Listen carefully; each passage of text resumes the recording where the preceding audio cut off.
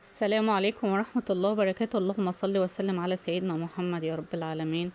ازيكم يا حبيبي، عاملين ايه؟ يا رب تكونوا بخير وفي احسن الاحوال. النهارده جايلكم بيوم جديد وفيديو جديد، وزي ما انتم شايفين كده يلا بينا نشوف هنعمل ايه. معانا هنا كده حمص منقوع، كنت نقعه من بدري. معانا هنا كده بصل مقطع رفيع خالص كده، هناخده بقى نحط عليه ايه، معلقة دقيق ومعلقة نشا،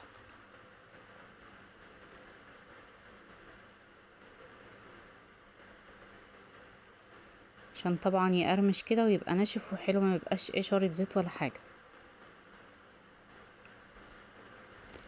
ناخده بقى نركنه في جنب عشان اقول لكم على بقية المكونات.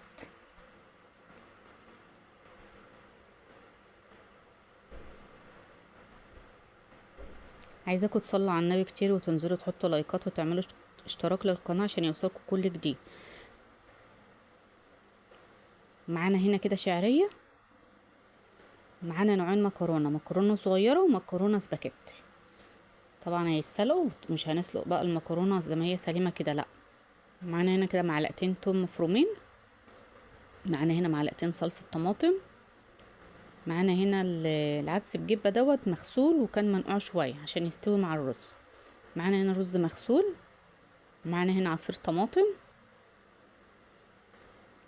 اما التوابل بقى هنقول لكم عليها. كده جينا على البوتاجاز كده سلقنا كده الحمص. معانا حله كده هنحط فيها شويه ملح صغيرين للمكرونه، نسلق فيها المكرونه. ناخد بقى مقلايه كده على البوتاجاز، نحط فيها زيت عشان نحمر البصل. طبعا الزيت بتاع البصل دوت يعني مش هنستغنى عنه، لا احنا هنستخدمه في كل الخطوات اللي جايه. تحط كده الزيت يقدحه خالص، بعد كده ننزل عليه بالبصله نحمرها زي ما انتم شايفين كده. البصله فاهم، نشوفها بقى بعد ما تخلص. وبعدين لما سلق المكرونه نحط المكرونه الصغيره الاول، وبعد كده هنحط المكرونه الاسباجيتي لان الاسباجيتي ما بتاخدش وقت في السليق. اهي البصل اهوت ما شاء الله نشف خالص اهو، وما تحرقهوش قوي يعني تحمريه بس كده.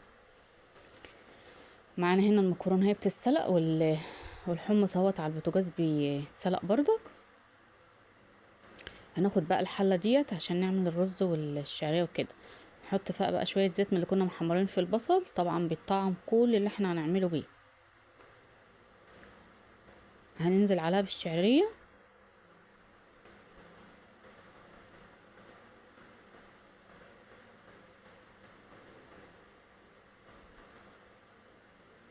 زي ما انتم شايفين كده.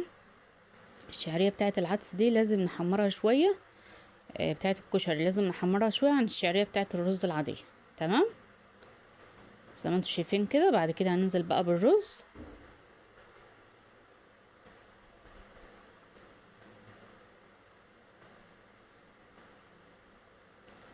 ادي الرز هناخده بقى تشويحه كده.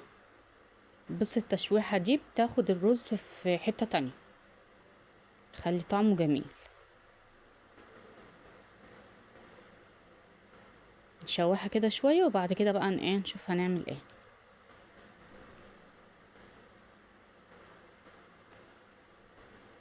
طبعا معانا هنا الحمص اهوت بيتسلق، والمكرونه حطينا المكرونه الاسباجيتي برضك. معانا هنا الرز اهو بيتشوح، بعد كده هننزل عليه بقى بالعدس بجبه.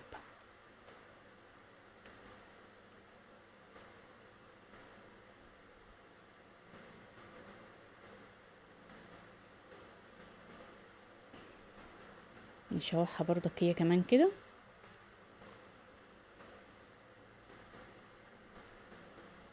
هنا بقى جيت خطوة التوابل. ما عندكيش مرقة خضار، حطي معلقة، نص معلقة كمون ونص معلقة كزبرة والملح.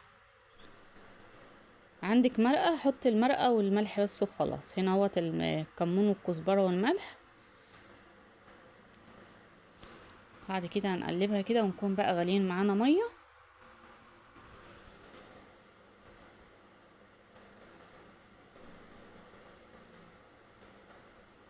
ننزل بقى عليها بالمية السخنة.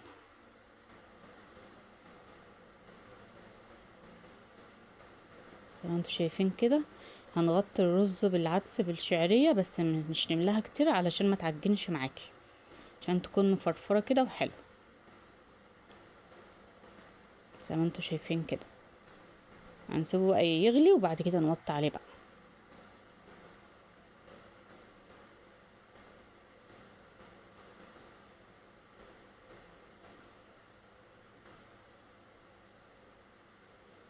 كده بقى معانا حلة تانية. هنا الرز اهو بيتشرب اهو، وخلاص العدس خلاص بدأ يستوي خالص اهو، بتاع الحمص. ناخد هنا بقى شوية زيت كمان، نعمل بقى الصلصة.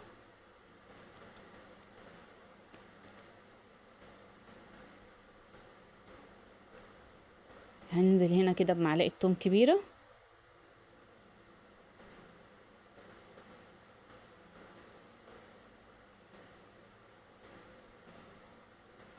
بعد كده هننزل عليها بمعلقة كمون ومعلقة كزبرة.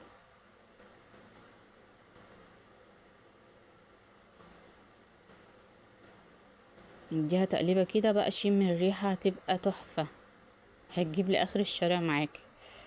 بعد كده معانا معجون بقى الطماطم اللي هي الصلصة، هننزل بيها. بصي الكميات دي على حسب ما انت عايزة، تمام؟ يعني دي ملهاش معيار، على حسب ما انت عايزة. معلقتين صلصة اهي.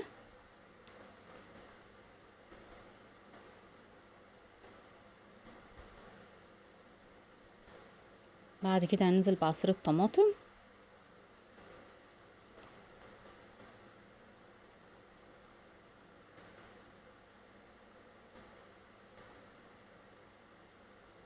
لو لقيتيها تقيلة معاكي حابة تزودها شوية مية سخنين، تمام ماشي، مفيش اي مشكلة، على حسب ما انت عايزاها يعني. بعد كده بقى هنحط نص معلقة سكر ونص معلقة ملح، ودوق الحدق بتاعها شوفيه عامل ايه، عايزة ملح تاني حطي.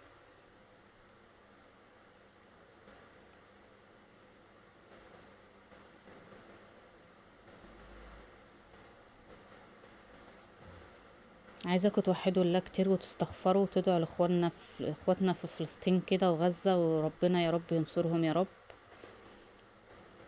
هنا بقى المكرونه اهي اتسلقت، حطينا عليها معلقه زيت كده عشان تبقى مفرفره كده وحلو، ما تبقاش معجنه. نرجع بقى ونشوف العظمه دي كده. كده غرفنا الطبق اهو، ننزل عليه كده بالصلصه. بعد كده نحط بقى معلقه توم. انا كده عملت التوم بتاعها بالدقه، يعني التوم بخل بليمون. وهنا الشطه، خدت، مش هتعرفي تعمليها خالص، خدي كرنيب صلصة وحط عليه شوية شطة وخلاص. يلا بقى، انا عايزة اشوفكم في يوم جديد وفيديو جديد، وكنتم مع ام ياسمين، والسلام عليكم ورحمة الله وبركاته.